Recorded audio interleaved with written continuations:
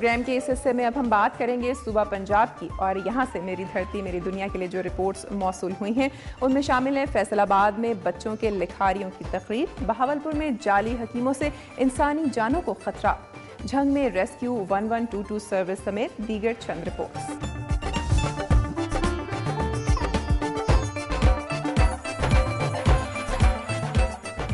لاہور کے Malton fit بال ground سے میں ہوں ثناء اللہ خان، جہاں پہ خصوصی افراد نے اپنے کھیل سے سب کو حیران کر دیا۔ دو روزہ فٹ بال میلے میں 10 مختلف اداروں کے ذہنی مریض کھلاڑیوں نے شرکت کی۔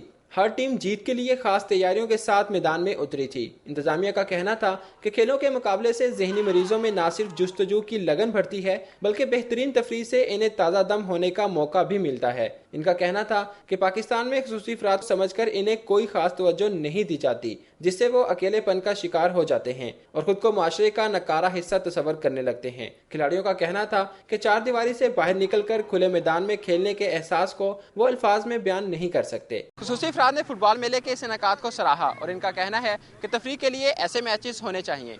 میں اس وقت موجود ہوں میاں والی کے قصبہ موسیخیل۔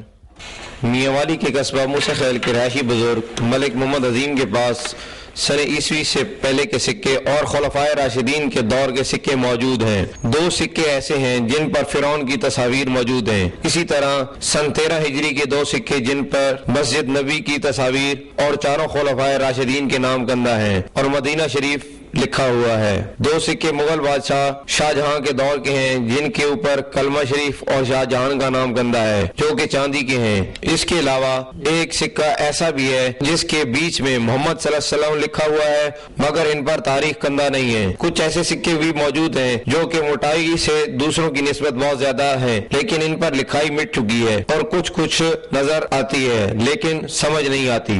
کیمرہ مین محمد امجد کے ساتھ فیصل آوان، دنیا نیوز میاں والی۔ میں اس وقت موجود ہوں مقامی ہوٹل میں ہونے والی اساس رائٹر فورم کی افتتاحی تقریب میں۔ دنیا کے کسی بھی ملک میں امن و امان کی فضا کا اندازہ اس کی ادبی اور ثقافتی سرگرمیوں سے لگایا جا سکتا ہے۔ وطن عزیز پاکستان میں دہشت گردی کی لہر کی وجہ سے جہاں کاروباری سرگرمیاں بری طرح متاثر ہوئیں، وہاں فلم اور ادب سے تعلق رکھنے والے بھی متاثر ہوئے بغیر نہیں رہ سکے۔ ایسے میں پاکستان میں بچوں کے ادب کے حوالے سے کوئی سرگرمی سامنے آنا حیرت سے کم نہیں۔ پاکستان کے مانچسٹر فیصل آباد میں نوجوان ادیبوں نے ایک ایسا فورم تشکیل دیا ہے جس کے تحت بچوں کے ادب کے لیے تعمیری سرگرمیوں کو فروغ دیا جائے گا۔ مقامی ہوٹل میں ہونے والی اساس رائٹر فورم کی تقریب میں نوجوان ادیبوں کی بڑی تعداد نے شرکت کی، جبکہ ان نوجوانوں کی حوصلہ افزائی کے لیے شہر کی سماجی اور ادبی شخصیات نے بھی بھرپور شرکت کی اور نوجوانوں کے عزم کو سراہا۔ رائٹر فورم کے نوجوان لکھاری خدمت خلق کے دیگر شعبوں میں خدمات سر انجام دینے کے لیے بھی متحرک دکھائی دیتے ہیں۔ کچھ لوگ صرف اپنے لیے جیتے ہیں لیکن جو لوگ اپنی زندگی دوسروں کے لیے وقف کرتے ہیں ان کی مثال دنیا دیتی ہے۔ خادم حسین گل، دنیا نیوز، فیصل آباد۔ آباد کے بانی شجاع خان کے مقبرے پر موجود نواب شجاع خان 1720 کو پیدا ہوئے۔ نواب شجاع خان کی عقل مندی فہم و فراست کو دیکھتے ہوئے احمد شاہ ابدالی نے انہیں ملتان کا نواب مقرر کیا۔ نواب شجاع خان ایک ایماندار عدل پسند عالم فاضل تھا۔ انتظامی لحاظ سے ملتان کو خوب ترقی حکومت کا اثر سرائے سدو سے لے کر تحصیل شجاع آباد کی جنوبی حدود تک چلتا تھا، جس کی آمدنی اس وقت 5.5 لاکھ روپے سالانہ ہو جاتی تھی۔ شجاع خان کے پاس 2000 فوج اور 20 توپوں والا توپ خانہ مستقل رہتا تھا۔ اس دور میں شجاع خان کی حکومت کو سکھوں کی طرف سے بہت نقصان پہنچا اور وہ ڈٹ کر مقابلہ کرتے رہے۔ پھر ملتان کی ترقی کو رکاوٹ کا سامنا کرنا پڑا اور محمد علی خان نے آپ کے خلاف سازش کی اور گرفتار کر کے قید میں ڈال دیا۔ پر احمد شاہ ابدالی نے ملتان پر حملہ کیا اور شجاع خان کو آزاد کرایا اور شجاع خان کو ملتان کا دوبارہ حاکم بنا دیا۔ اس دوران 1762 میں شجاع خان نے شجاع آباد کی بنیاد رکھی۔ شجاع خان نے اپنی فوج اور توپ خانے کو مزید بہتر کیا اور سکھوں کے حملوں کا بھرپور جواب دیتا رہا، لیکن سکھ اس کی حکمت عملی اور جنگی چالوں کا جواب نہ دے پائے۔ شجاع خان 1776 کو شجاع آباد میں انتقال کر گئے۔ آپ ولی صفت انسان تھے۔ آپ کے عدل و انصاف کے قصے آج تک مشہور ہیں۔ آپ کے دربار پر آج بھی زائرین آتے ہیں اور مقبرہ پر چادریں چڑھاتے ہیں۔ آپ کی قبر تقریباً 16 فٹ لمبی اور 8 فٹ چوڑی ہے۔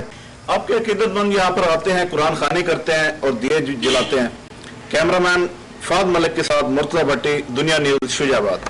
سلاٹر ہاؤس میں صفائی کے انتظامات نہ ہونے کی وجہ سے علاقے میں بیماریاں اور تفن پھیل رہا ہے۔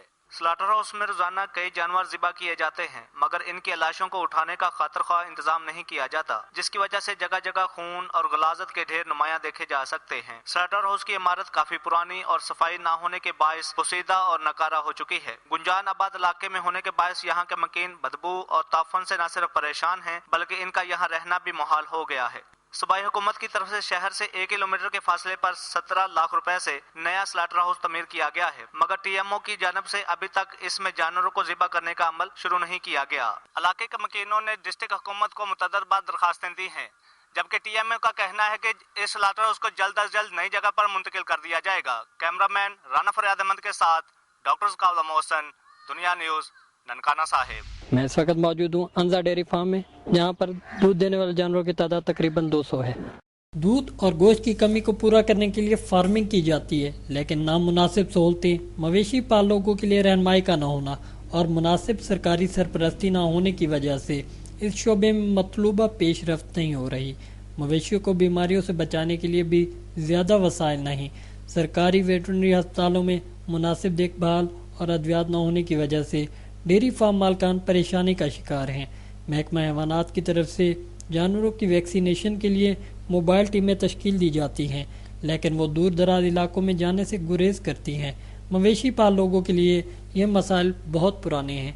पाकिस्तान की बढ़ती हुई आबादी के साथ साथ दूध और गोश्त की बढ़ती हुई मांग को पूरा करने के लिए हुकूमत को चाहिए डेयरी फार्म मालकान को तरजीह बुनियादों पर मुनासिब सहूलियात दे। इन डेयरी फार्म मालकान का कहना है, अगर हुकूमत इन पर खसूसी तवज्जो दे तो दूध के साथ साथ गोश्त की पैदावार को भी बढ़ाया जा सकता है। कैमरामैन हसन इकबाल के साथ जाहिद गुल, दुनिया न्यूज़, अहमदपुर शर्किया। मैं इस वक्त मौजूद हूँ भावलपुर के लारी अड्डा रोड पर, जहाँ इंसानी जिंदगियों से खेलने वाले हकीमों की बड़ी तादाद पाई जाती है। यहाँ आने वाले अफराद को देसी जड़ी बूटियों के जरिए इलाज का झांसा देकर भारी रकूम बटोर ली जाती हैं।